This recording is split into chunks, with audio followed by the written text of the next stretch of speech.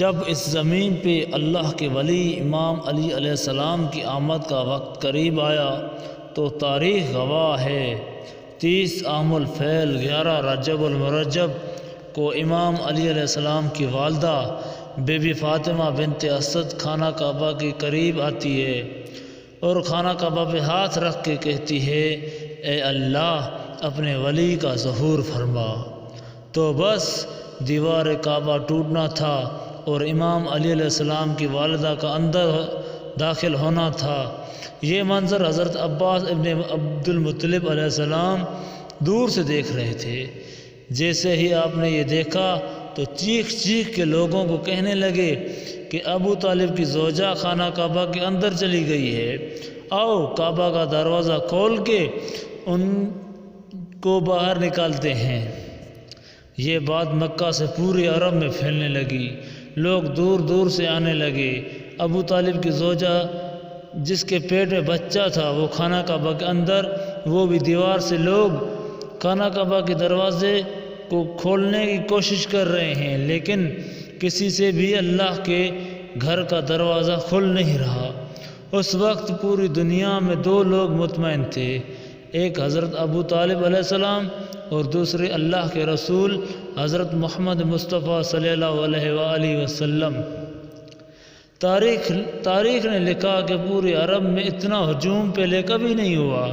بس تاریخ 13 رجب 30 عام الفیل سب خانہ کعبہ کو دیکھ ہی رہے تھے کہ اتنی دیر میں دیوار کعبہ ہلنے لگی اور وہی شقاق پھر سے ظاہر ہوا۔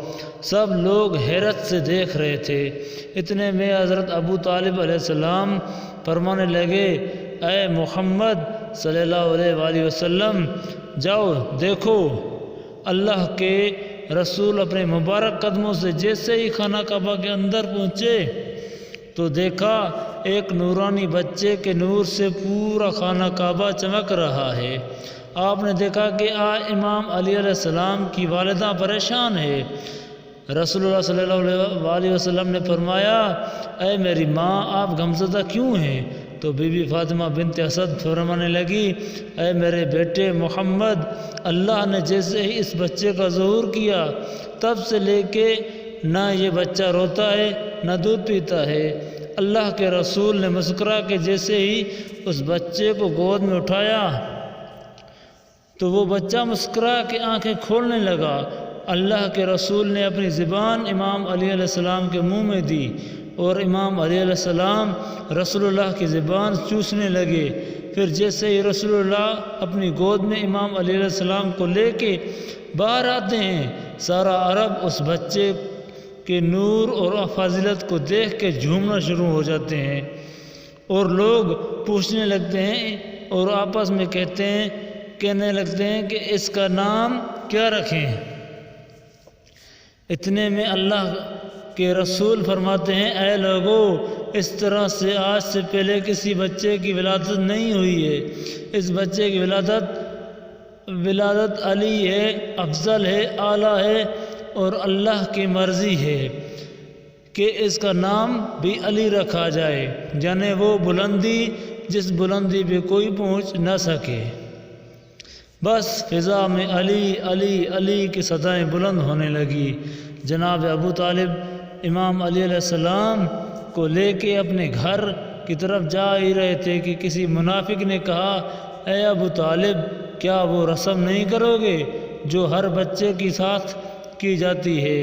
مکے میں یہ رواج تھا کہ پیدا ہونے والے بچے پہ سانپ چھوڑتے تھے۔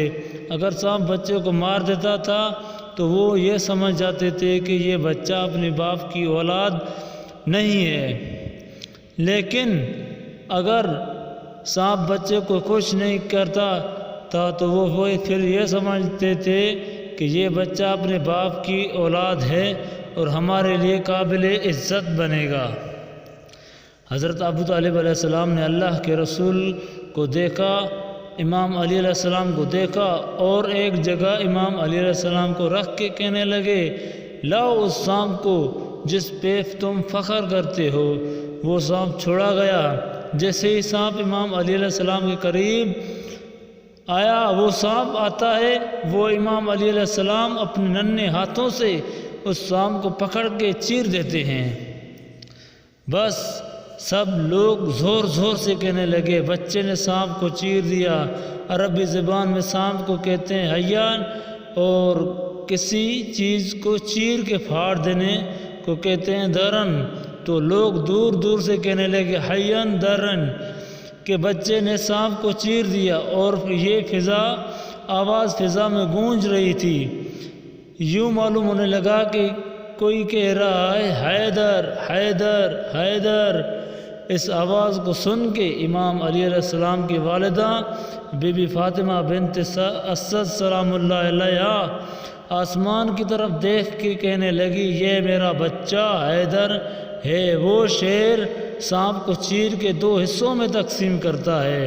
اللہ کے ولی امام علی علیہ السلام پر سلام ہو، ان کی شجاعت پر، سخاوت پر، امامت پر سلام ہو، ہر اس شخص پر جو امام علی علیہ السلام کی فضیلت سن کے خوش ہوتا ہے۔ کو لائک کریں، شیئر کریں اور ہمارا چینل پیغام نجات کو ضرور سبسکرائب کریں۔